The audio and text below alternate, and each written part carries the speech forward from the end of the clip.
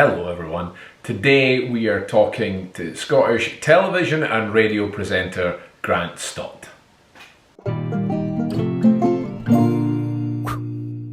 So as you know, last week I started a new series where I reach out to Scottish personalities both domestically and internationally and see if they'll spare some time with us to come and chat, share their Scottish memories and their hints and tips if you're ever thinking of visiting Edinburgh in Scotland. Our next guest on Scottish Memories has graced our TV and radio here for almost 30 years. We've seen him on Children's BBC Scotland, Sports Scene, Scot Sports, Fully Loaded and even Outlander.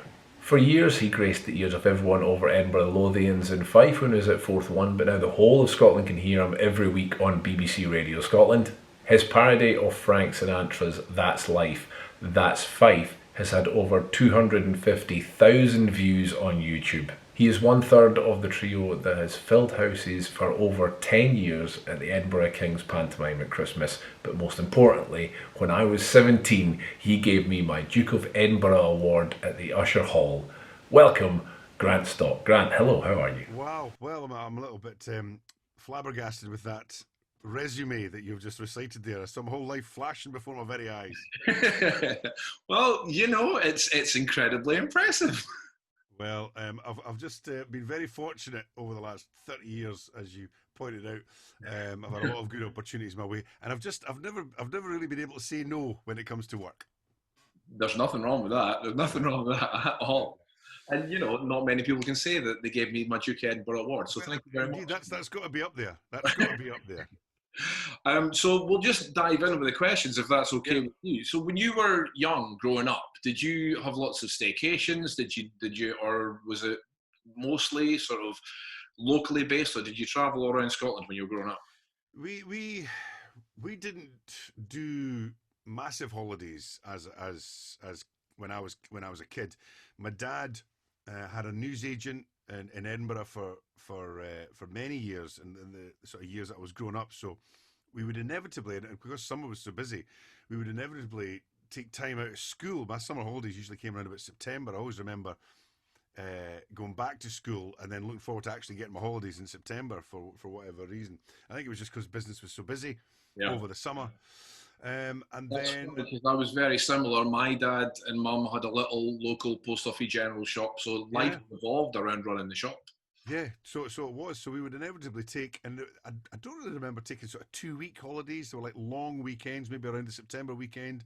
We would maybe go away for a week, and I remember, we would be big going down to Blackpool. I remember a particularly a big holiday when we stayed in St Anne's, just outside Blackpool. And, it was that was quite memorable. And my dad used to always talk about going to Burnt Island when he was wee. That was his summer holiday. As many people did from Edinburgh, there would be a mass exodus across the Forth over to Burnt Island, and so we kind of did that every now and again as well, to go to shows and see that. So I don't think we got our first holiday abroad till, God, I must have been, I think it was maybe I was about 10 or 11. So we always used to sort of pretty much sort of holidayed certainly in the UK, and we used to sort of travel around Scotland quite a bit at weekends and whatever.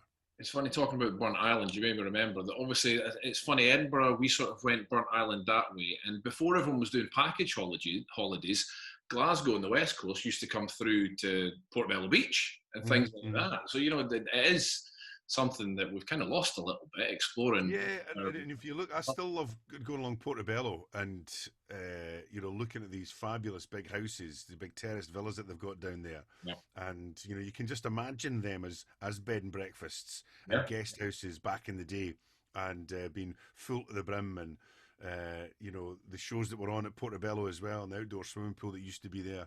Yeah. And you can imagine what that part of Edinburgh must have been like, thriving, in those sort of heady days of that was your Scottish holiday destination. When you see the old pictures, like the beach is just rammed full.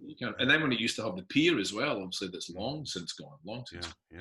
So obviously, like I mentioned, your radio, TV, and theatre, but you've played your home turf here a lot. Obviously, the King's Theatre, like I mentioned, every Christmas. Is it special to sort of get there every year and play? Because I know you've got a strong affiliation with the Kings. Yeah, the Kings it's kind of like my second home. Over the last sort of 20 odd years, I've spent 2 months of the year in the Kings. You know, we do. I mean, I genuinely do. I move in, then I move out. I like my home comforts in the dressing room, so you know we have it all decked out. I've got a nice. I remember I gutted out a dressing room one year, and I got permission from the theatre to do it, and I got a couple of pals who worked in Stirling World of Furniture to give me some odd bits and bobs. I got a lovely leather settee, and that's still there, and a big wardrobe, and I really went to town with it. So the Kings is very special. That kind of goes back to my childhood in Edinburgh as well, because we grew up where my dad's shop was. My dad's shop was along Gilmer Place, right along the road from the Kings, and we lived in Upper Gilmer Place, which is round the corner. And I went to school at Bruntsfield Primary and then latterly Gillespie's High School. And the annex where we used to do drama was along by my old house at Upper Gilmer Place. So we would go from the high school up at Wander, and then I would cross over the meadows and walk past the King's Theatre on my way to drama. And I deliberately took that route so I could walk past the theatre to have a look in the windows to see who was appearing, because you know you'd always go past and there'd be these wonderful photographs, the production shots of whoever was on. And I can vividly remember, you know, at Christmas time when we would be putting on the school shows at Gillespie's, which ran for all of 3 nights. We would rehearse for like 4 months to put these shows on. They were over in a flash. And I can remember looking outside the window at the King's Theatre and going, this is incredible. You know, these shows, the pantomime here runs from like December till like March, as they did back then. You know, it's like 3 months of a run. And I was going, imagine getting to do this every day for like 2 or 3 months. It was just like, I was misty-eyed staring in the window. And then off I'd go to drama. And so, you know, fast forward and you know, there I am and there I was doing it for maybe not as long as they did back then in the 80s, but you know, still doing sort of 7.5 week runs at the King's Theatre, and that never leaves me. And that you know, if I only wish I was able to tell that wee 12-year-old Grant at the front window going, you'll do it, you know, it'll happen. Because it's a magical memory, and it's one of these things that, because I actually made it a reality, it's particularly special, and because it's the Kings, and I grew up in that area, and the Kings was a big, massive part of everyone's life in Edinburgh. So to be a part of that every Christmas is very special. It's funny, my first professional job after I left drama school many moons ago was Panto in Guildford. Right. The Yvonne Arno in Guildford. And it's funny what you said, because when I got that, it had been, I mean, I was in my 20s. It had been a long time since I'd been to a panto. You know, you kind of grow out of them and then you grow back to going to see them. And I remember them going on for months and months at the Kings. And then I did my first one down there, and we were like a month and a half running, and that was it. I was like, all over. It's not go on longer. That's absolutely true. And I mean, you're still, I mean, I think I did my first panto, funnily enough, in Glasgow in 1993. Yeah, 93 it was. My very first panto was at the Kings in Glasgow. And that ran to February. And, you know, looking back on that now, that seems a bit epic. Because we at the Kings are certainly the longest running and the most shows in Scotland. And we are 7.5 weeks. And we see, you know, when we literally open the last weekend in November. And we're on until round about the sort of 20th of January. So we see all the other pantos around Scotland open and then close, and then all done. And we're still going. We're still on that two show a day treadmill. So it's a properly the King's Theatre panto is something that is properly in the heart of everyone in Edinburgh. And surrounding area, it really is. Yeah, it is, but not always has been so. I mean, when I started doing panto in the 90s, Scottish panto as a whole wasn't in a good place. We seemed to be reliant on English names to come up, English TV stars to come up and headline. And at that point, that's when you still had the Kings in Edinburgh would stage the show. It would then go to Glasgow the following year, and then go to Sunderland. There was a 3-way deal between these 3 theatres back then. And so the first panto I did in Glasgow, we had Chris Biggins on the cast, and then the following year came to Edinburgh. And my first panto in Edinburgh was Cannon and Ball were headlining. I then went through to Glasgow with Cannon and Ball to do that show in Glasgow, and then Jimmy Logan was brought in. So I did a show with Cannon and Ball and Jimmy Logan at the Kings in Glasgow, and I'm just like starstruck. You know, this is just absolutely phenomenal. and Les Dennis had been working up here. We had David Essex, who did a season at the King's in Edinburgh. And, audiences were dipping. The shows were going. And I remember in the King's in Glasgow, Cannon and Ball were furious because the front page of the Evening Times had basically ran a story saying if this year's panto isn't a success, then the council are going to pull the panto from the King's. Oh. And Tommy and Bobby were going absolutely mental because they're saying, we don't want to be the ones stuck with the name that we killed off the King's panto. Yeah. But fortunately, what happened the year after that is a woman called Pauline Murphy took control of the panto in Glasgow, and she went to the council and said, look, give me £1 million. Give me £1 million of a budget, and I promise you I will not only give you your money back, but I will give you a profit.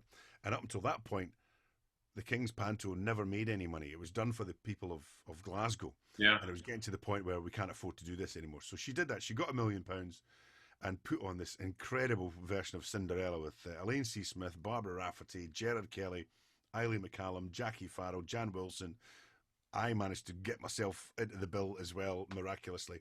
And it was all Scottish cast, written by a Scottish writer, Bob Black, new costumes, new sets, and from then on, it kind of took off again. And Glasgow started that trend of creating a fully Scottish cast. Yeah. We then picked up the lead in Edinburgh and never looked back. That's amazing.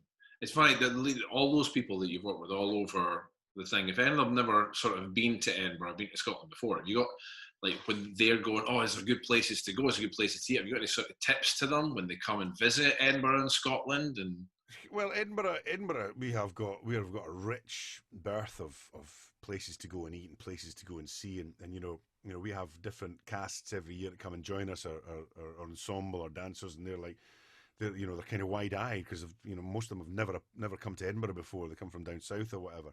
And you just sort of say to them, look, you're going to have a ball. You're going to have a ball. Edinburgh is the best city anyway, in my opinion, slightly biased. I completely agree. But let alone at this time of year, at Christmas and New Year, this place is just buzzing. There's so much going on. There's so much to do. There's so much to see. And, you're just going to fill your boots and have an absolute riot. And they do it by the end of the run. They're all saying, we're gutted to go. We want to come back next year. We want to do this every year. This is such a fantastic city to work in and be part of. And it's one of those. It's the landscape for places to go changes every year. I discover places every year. I discovered Dine above the Traverse in Lothian Road last year, and I was there like three times over the course of the year. I had my daughter's 18th birthday in there. We went there for Hogmanay with Andy Gray. And it's just a place, I loved the vibe in it. It was a nice, cozy atmosphere. The food was fantastic, lovely cocktails. So I've always got new places that I'm discovering. And but yeah, there's the old favourites. If someone likes a good steak, I'll send them down to the Grass Market to the Mussel and Steak Bar. Marshall there, who's the boss, runs a great business. He's always got fantastic cuts of meat in there. So gosh, yeah. I mean, and there's the new steakhouse that opened on St Andrew's Square, which is a kind of chain, but we went there last summer. God, the name escapes me at the moment. Part of the whole new, what's that called? Bloody hell, that's going to annoy me now. But it's there on St Andrew's Square, the old bank, the old Bank of Scotland, and it's in there at the bottom. It'll come back to me. But again, fabulous place, great slabs of meat. As you might tell, I'm partial to a steak.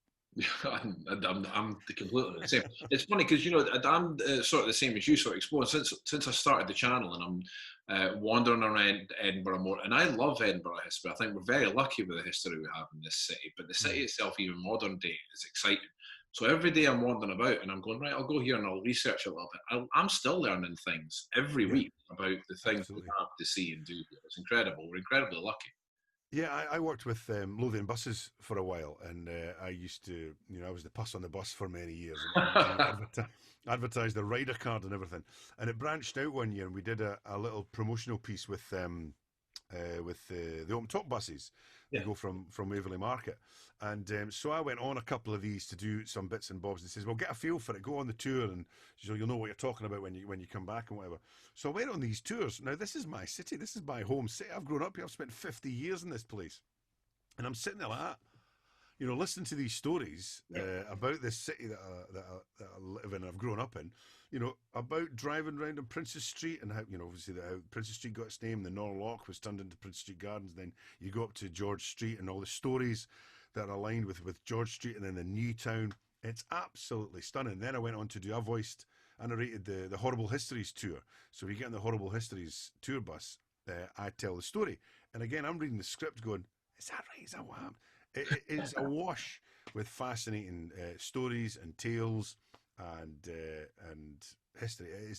You could never be bored of exploring Edinburgh, I don't think.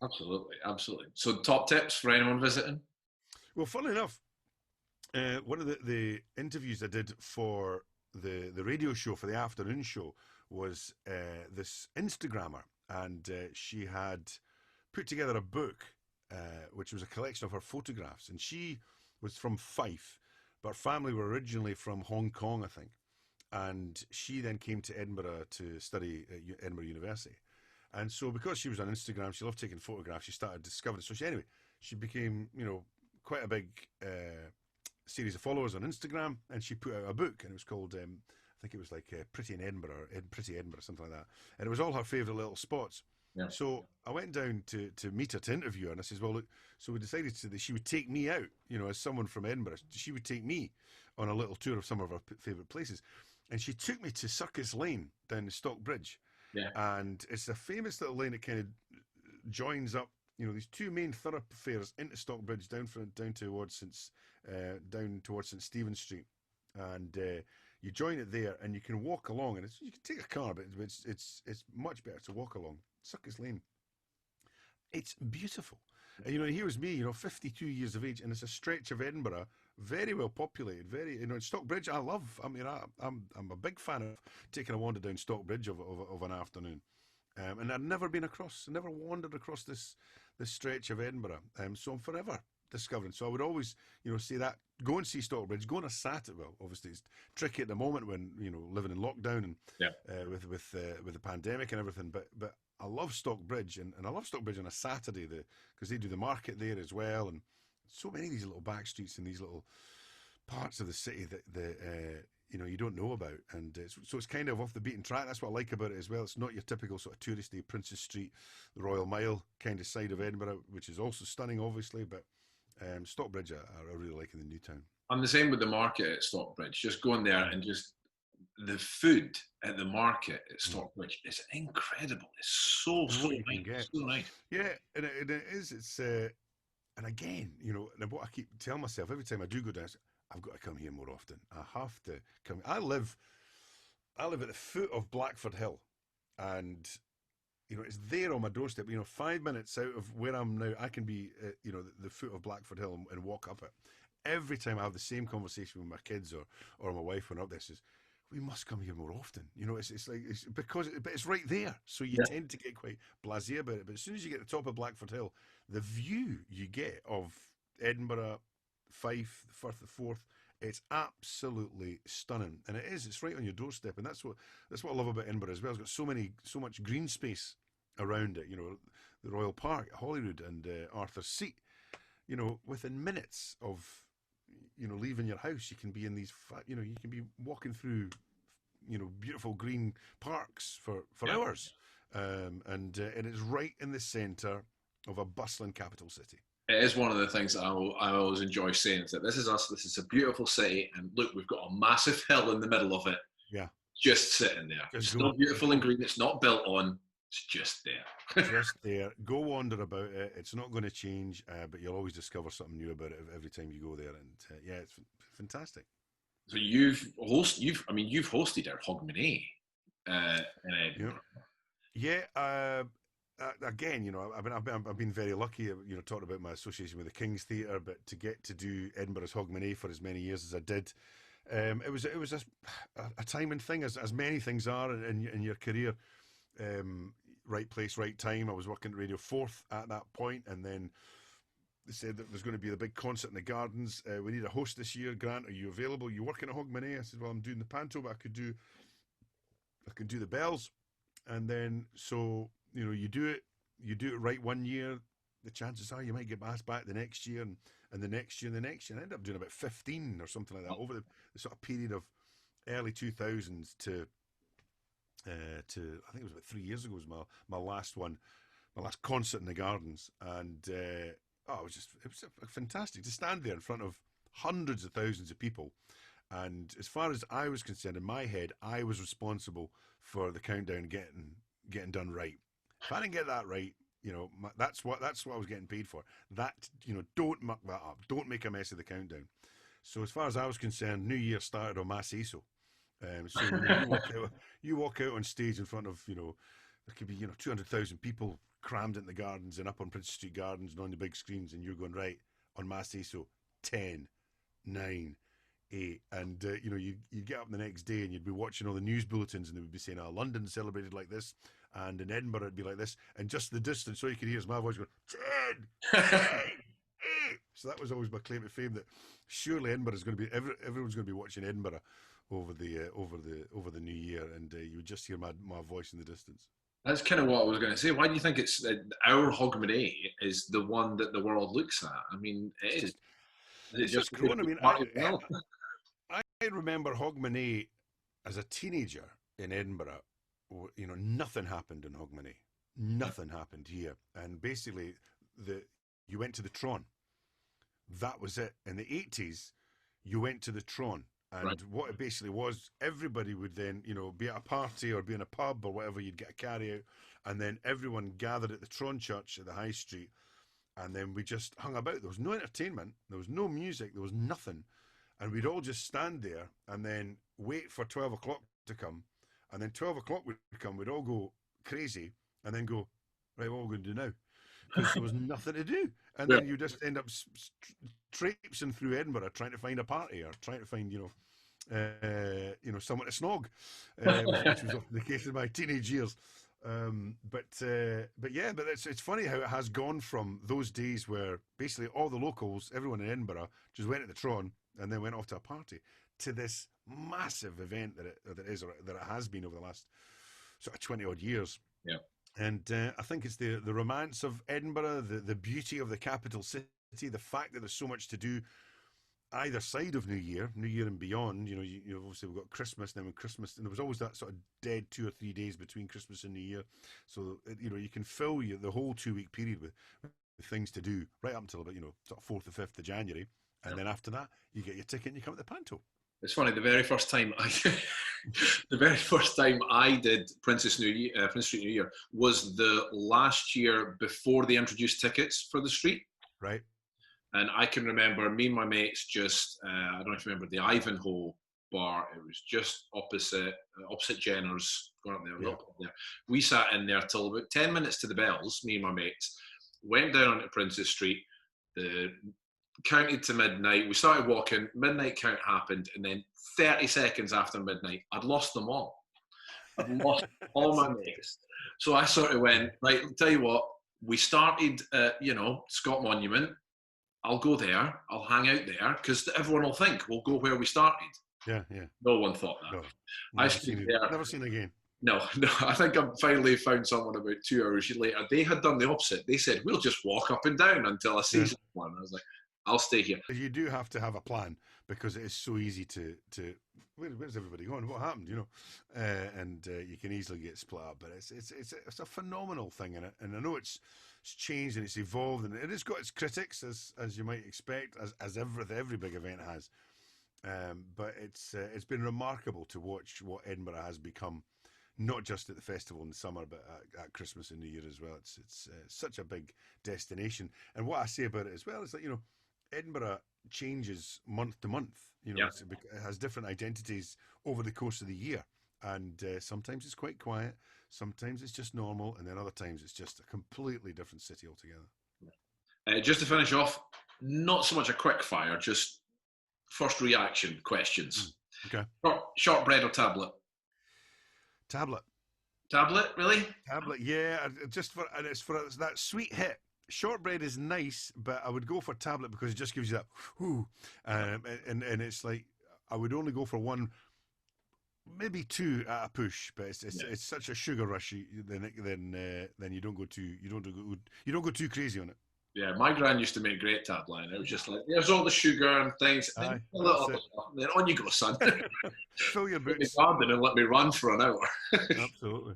Iron Brew or whiskey?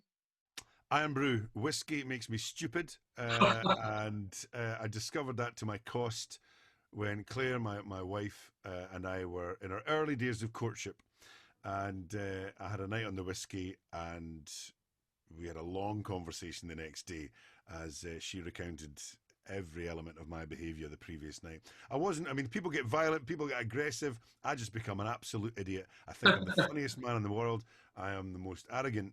Oh, yeah, so no, it's not a good combination, me and whiskey, so I would always opt for Iron Brew. The tablet and the Iron Brew, I'm noticing a sugar following here. I'd go diet Iron Brew. Oh, I did it. Haggis, neeps and tatties or mince and tatties? Oh, no, that is the impossible choice. Yeah. Oh. We're not here for the easy questions, Grant. Oh, man. God, oh, nut. I was late to the party with haggis. Always thought I hated haggis, and I remember I first tasted it when I was about 25. Right. I always thought, don't like haggis, don't like haggis. Always, I don't know if it was a school dinners experience that put me off, but I went through all of my sort of early years, in my early adult life, thinking, oh, no, I can't eat haggis. And then I did a kids' TV programme in 1993 called Weems Bay 902-101 on a Sunday morning for STV. And one of the things that we did at Burns time was we went to see how haggis was made. And we went to McSween's at Bruntsfield, one of the most famous haggis makers anywhere. So they took us through the whole process, and the whole big payoff of this was going to be me being forced to eat haggis. And I was like, oh, here's the payoff. Oh, actually, that's really nice. So that was me. That was where my opinion turned. And I love haggis. So, right, back to your question, haggis or mincemeat and that is genuinely an impossible question to answer. Yeah. I don't think I can answer that truthfully. That's fair. I couldn't do without either. I couldn't. I mean, mince and tatties is one, as you're growing up and your mum gives you. Mince and tatties, mince and tatties is never disappointing. I don't think I've ever had a bad plate of mince and tatties. No. My mum makes a cracking plate of mince and tatties. Claire makes a cracking plate of mince and tatties with carrots and peas. Oh, even now I'm getting hungry.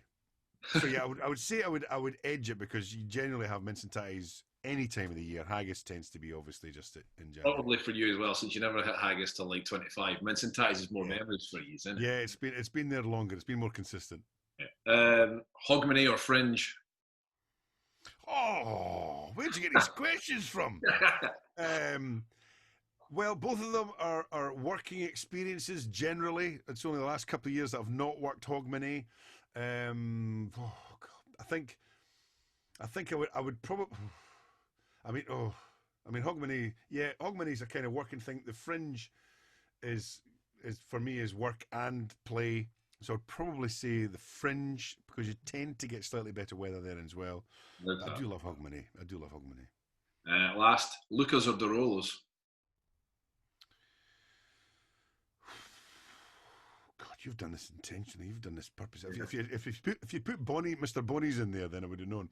I think Lucas because Lucas was always a bit of a treat, and it's still a bit of a treat. You can say, I can nip to the shop and get some ice cream, or then we say, shall we stop at Lucas and get some ice cream? So Lucas is still a wee bit of a bit of a treat in our house. So I would probably say that edges Derolos. It was funny. I've got the same. My dad. I can remember my dad when I was coming home as a kid. Every now and again, not a lot. Every now and again, he'd just come with a big tub, a 2-litre tub of Lucas ice cream, and he always had a thing about asking. He'd go, "Don't go at the freezer. Don't go at the freezer and get the 2 litres that's in there. Get them to freshly scoop." They want the fresh stuff. Oh, yeah, he wanted the fresh stuff. So it was nice. Oh, brilliant. Love it. Grant, this has been incredibly kind of you, sparing your time. Thank you so much. Not at all. It's been good to chat to you, and I'm honoured that you asked me on your programme. The honour's all mine. I hope your whole family is safe and well. Please keep yourself safe, and thank you. Great. Thank you very much, Tony. Good to speak to you.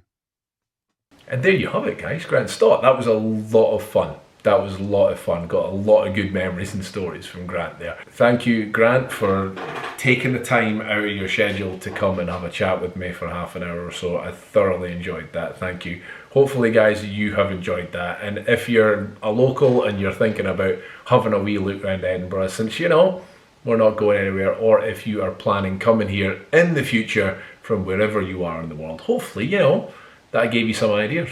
If you haven't already, please remember to like the video, leave a comment and subscribe to the channel. Wherever you are, keep yourself safe. Until next time, bye humans.